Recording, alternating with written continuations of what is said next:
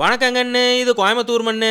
கரகம் முடிச்சவங்க கூட கரகம் எடுத்துட்டு நானும் கூட போனேங்கிற கதையா? டே குராலு, இது புரட்டாசி மாசம் வீடு வாசலெல்லாம் வலிச்சுட்டு இருக்குது. உன்ற ஃப்ரெண்ட்ஸ் கூட சோடி போட்டு போய் கறிய தின்னு போட்டு வீட்டுக்கு வந்தேன்னு தெரிஞ்சுது. சந்தையில வாங்கிட்டு வந்து சீவக்கட்டை ரெண்டா போயிரு சாக்குறது அப்படின்னு புரட்டாசி மாசம் வந்துட்டாலே முக்காவாசி அம்மாங்க முணங்குற டைலாக் இதுதான். ஏன்டா இந்த அம்மா எல்லாம் இப்படி இருக்காங்க? வேற என்ன பண்றது, நம்ம கூட இருக்கிற குராளுகளுக்கு புரட்டாசி கிரட்டாசி எல்லாம் கிடையாது. ஒன்லி வயிற்று பசி மட்டும்தான். கறின்னு பேப்பர்ல எழுதி இருந்தாலே போது மென்னு முழுங்கி ஒரு 7 கிலோமீட்டருக்கு அந்த ஆப்ப முட்டுருவானுங்க. நாமளும் கூட சேர்ந்து போய் கறி தின்னு போட்டு பல்லுல சிக்கிக்கிற கறி பூரா பின்னூசி வச்சு எடுத்துட்டு நல்லா வாயை கொப்பளிச்சு போட்டு வீட்டுக்கு போய் வாசப்படியில கால் எடுத்து வச்சா வாயை பார்த்தது எங்க அம்மா கண்டுபிடிச்சிரு நான் கறி தின்ட்டு வந்துக்கிறேன்னு. என்ன கொடுமை சரவணன், கொடுமை தான் கண்ணு. என்ன பண்றது கருமத்தை? புரட்டாசி மாசம் கறி சோறு திங்காம வயிறு காலியா கிடக்குதுன்னு வசனப்படாம இந்த காலிஃபிளவர் கறி சோறு செஞ்சு உண்டு வாருங்க. அட்டகாசமா இருக்கு. ஒரு நெம மஞ்சத்தூளை போட்டு காலிஃபிளவரை வேக வச்சு எடுத்து வச்சுட்டு தாளிக்கிறதுக்கு எண்ணெய் ஊத்தி பட்டை சோம்பு கருவேப்பிலை பச்சை மிளகா வெங்காயம் தக்காளியை போட்டு நல்லா வணக்கி விட்டு மிளகாத்தூள் மல்லித்தூள் கரம் மசாலா தேவையான அளவு உப்பு போட்டு கொஞ்சம் தண்ணி ஊத்தி எண்ணெய் பிரிஞ்சதும் காலிஃபிளவரை போட்டு பெரட்டி எடுத்து